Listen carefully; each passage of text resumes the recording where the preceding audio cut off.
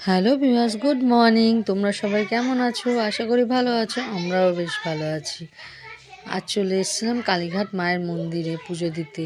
অনেক দিন ধরে ইচ্ছে ছিল কালীঘাট মন্দিরে পুজো দেবো, তাই চলে এলাম এক ফাঁকে। ছেলেদেরকে পরীক্ষার হলে বসিয়ে দিয়ে সোজাসুজি মা কালীর মন্দির।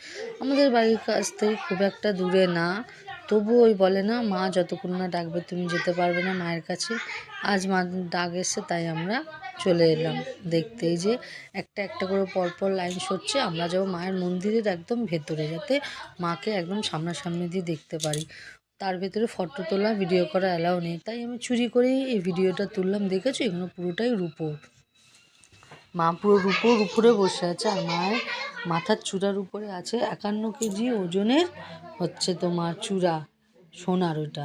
ঠিক আছে, তোমাদের ভিডিওটা কেমন লাগলো কমেন্ট করে অবশ্যই জানিয়ে। যদি ভালো লেগে থাকে তাহলে লাইক কমেন্ট শেয়ার অতি অবশ্যই করো।